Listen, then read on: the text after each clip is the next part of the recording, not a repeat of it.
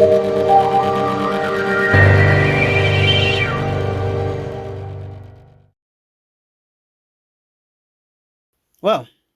it's been a while since I've done some wrestling content, and I believe that it is a great time to talk about wrestling at this point, especially with this year's Survivor Series WarGames, which was absolute trash.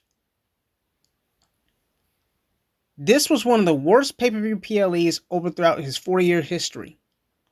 Nothing was special about it, as the build-up leading up to this year's Survivor Series was the absolute worst I have ever seen it. It's like all of the matches were all thrown together at the last minute with no clear-cut direction just so WWE can sell out or shell out as much content as they can now they're under the leadership of ESPN and Disney. 4 matches? Really? That was all? That was the waste of 3.5 hours that no one can get back. Whether it was the fans in the arena that paid their hard-earned money to get those seats to watch the show in person, or those that are watching it at home. The men and women's WarGame matches were fucking terrible, as they should throw the WarGames concept out and give it back to NXT. I am so tired of seeing Io Sky with a trash can over her head during a stunt off the top of the cage for the 100th time. Charlotte Flair and Alexa Bliss are better off as singles competitors. AJ Lee, as we're all glad to see her back, is still green in the ring. And Rhea Ripley keeps playing Superwoman. Becky Lynch doesn't have it anymore. Nia Jax is a big waste of space. Asuka's WWE career has driven off to a cliff to the point where she only is good at spitting out mist in people's eyes. Kairi Sane is clueless. And Lash Legend isn't ready for the main roster, as she could get buried right away and where she at right now. The men's WarGame match was prematurely set up for Cody Rhodes' team to lose. Curb stomp anyone? I'm not going to say it's Seth Rollins. However, I do know, and many people probably know who was the person that did that. Because this person is very closely associated with Seth Rollins. Everybody is going to look at Cody for the reason why the match went the way it did. CM Punk, the Usos, and Roman Reigns, in addition to this WarGames match, still yet to resolve conflicts with the other team. Now, let's talk about this John Cena versus Dominic Mysterio Intercontinental Championship match and why I believe that this was a bullshit match ever. And this was one of the worst matches in John Cena's career. Get this. John Cena has 13 days left before he retires for good with no point of return. The only time where he will probably return is when he's getting inducted into the WWE Hall of Fame. John Cena won the Intercontinental Championship. Let me mind you, a championship that Cena never held out through his 23-year run in the WWE from the same person who won it back in 19 days, that is Dirty Dominic Mysterio, in a match that was horribly booked from the get-go. It makes zero sense to wait on a referee to get back up after 10-15 minutes when they could have just sent another ref out there.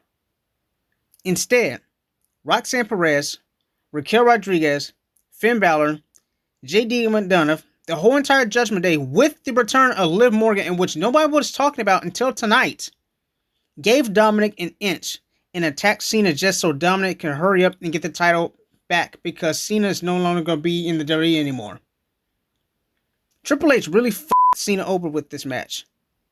Which makes me wonder, will Cena win his last match 13 days from now on Saturday night's main event? The Women's World Championship match between Nikki Bella and Stephanie Vaquer was an absolute snooze fest. They could have given Stephanie Vaquer a different opponent other than Nikki Bella, honestly.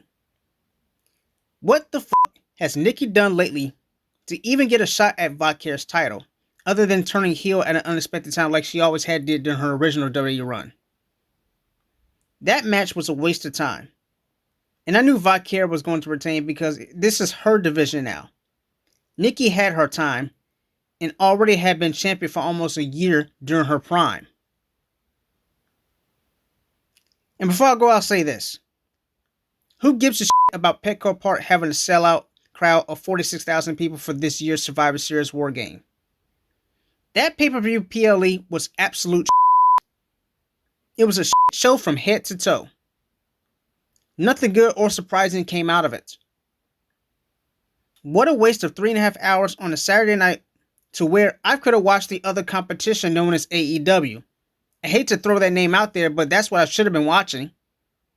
To be honest, their Blood and Guts special that they had just recently was way better than this. What a waste of time. This should be the last year that Survivor Series uses the WarGames concept, as it feels played out on the main roster. When NXT had it, it worked because it was fresh and new for that brand. It's not working well with the main roster. That's going to be it for this wrestling edition of the Eli Speaks show.